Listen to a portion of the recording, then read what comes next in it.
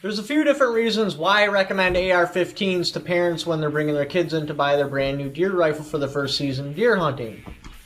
The biggest being safety. This is very intuitive. It actually has an arrow that points if it's on safety, if it's on fire. For standard bolt action, lever action, stuff like that, they use a red dot system. For a lot of people, this becomes very confusing unless you're insanely familiar with the firearm. Like for this, no matter which way you flip the switch, you can still see the red dot. So the whole, if you see red, you're dead thing doesn't work. And it's counterintuitive, because most things you see out in like the natural world, like the stove, if you want the stove on, you turn it towards the red dot. Firearm is one of the few things where it goes, if you want it to not work, you turn it towards the red dot.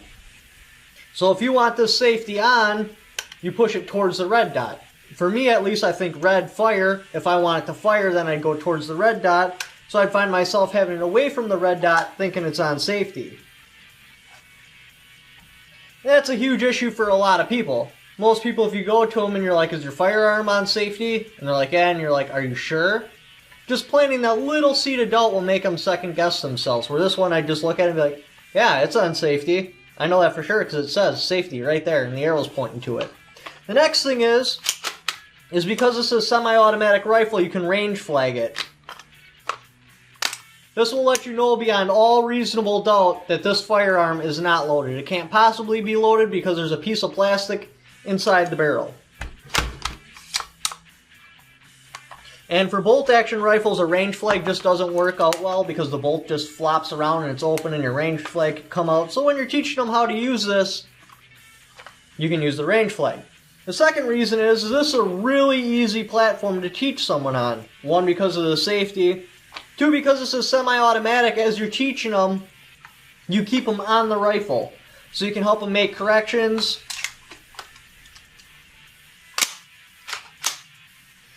And the trigger also makes a click sound. So you can tell if they're coming off the trigger too fast. With a bolt-action rifle, you can't tell that. Unless, of course, you visually look down there and make sure that they're still pulling the trigger even after the shot is sent. That's where a lot of people mess up their accuracy with rifles, is they just come off the trigger too fast or they anticipate the round. Another reason is this is chambered in .223. When you go with your bigger rifles, those scopes only got to bite them once, and then they're never going to hold it right again. Plus, parallax is a huge deal for kids. Like where I have a full-size face, it's not that bad. I can bury it in my cheek, and I get a nice scope picture. With a kid, the stock would actually come down lower, so they're more using like a chin weld. And you can move your head quite a bit behind the scope before you'll see black. And just a fraction, the smallest movement of your head, because this only has one point of aim, will be feet downrange. You could look through your scope, not see black, be zeroed at a gun range, leaning over the bench like this, but then when you're standing up like this, you'll be shooting dirt, and you still haven't even seen black yet.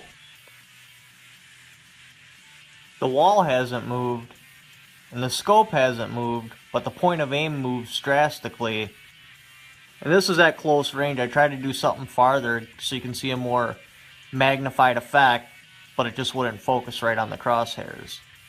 Next reason, especially with like this type of weapon system, especially for a kid, like, okay, you done your drive or you're done sitting, so now you have to unload it. And instead of, holding it like this, well, they're much shorter, so it's more like this. They dump their rounds in the snow, and then they start looking for them, and then they're sweeping everyone behind them. The only way to sling this is just straight up on your back. So for driving and that, it don't work, so you have to do a carry similar to like this, or a carry like this, and because they're shorter, it'll be more like this.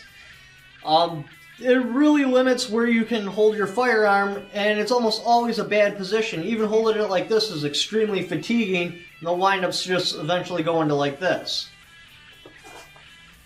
An AR-15, you can use a single point sling, so they can just let go of the rifle and point straight down. So unless somebody intentionally gets in front of the muzzle, they're not going to sweep anyone. And then when you unload it, you just take out your mag, and you eject your round. You can catch your round, but even if you don't, when you bend down, your rifle's still down, lean forward, and you can grab your round without having to worry about sweeping anyone. Another reason why I recommend an AR-15 is because they're a lot lighter than those rifles. These typically come in somewhere around 6 pounds depending on what you get. And they're also very low on maintenance. This can drop in the snow, the water, or the mud, and just a quick wipe down, make sure your bore is clear, you're good to go. The rifles are getting away from it now, but like your older blued rifles, even just, being in a high humidity area, they just turn into rust. Took a lot of maintenance to keep those rifles good. The next reason is the ammo for this is super cheap. If you've ever wondered why people that bow hunt can hit an egg at 30 yards, or people that trap shoot can just instinctively shoot and hit clay pigeons that are on the move, but then you throw them behind their deer rifle, and they can't hit a circle this big even though they have a scope on there so powerful they can see the grain in the paper? Well, it's because just knowing about the rifle doesn't make you good. You actually have to shoot it. And when you're bow hunting, as long as you don't split your arrows, which happens a lot once you get a little bit good, you either have to use a separate target for each arrow, or only shoot one arrow at a time, otherwise you're constantly going to be hitting the back of your arrows, destroying your arrows. It doesn't cost any money to do that, so you can just practice and practice and practice and practice. In shotguns, you can buy 100 rounds at Walmart for like 20 bucks. This is the same thing. If you give this to your child, get him a 1,000 round case, by the time he's going to be done with that 1,000 rounds, he's going to be rather experienced with this. You get him something like a 308 or a 300 Winchester short mag, it eats, what, $5 bills? So, we'll even call it $1 bills. Every time you shoot a round, it costs you $1. That gets real expensive real fast. And people only shoot their hunting rifle twice a year. Once to make sure it's still on zero. The second time, shoot at a deer. This is cool. They're going to shoot this all year round, and they're going to get insanely good with it. They're going to be way more likely to get a solid kill shot on this than a so-so body shot on that. Just because of the practice, and you can afford to practice with this because the ammo is so cheap. And I definitely recommend open sights for somebody that's new into the shooting world. Just because of the parallax thing I was talking about, with open sights, you can tell right away because you have 2 points of aim. If your front sight's way up here and your back sight's down here, over here, it's super simple to tell, and you can correct your problem, get back into it. Another good reason with getting them an AR-15 is they'll keep this for life. This is a youth model rifle. You got a 12-inch length of pole. Now you can extend this out, but even 12 inches, this is my length of pole. This is where I like it. It's still a little bit long for a youth person.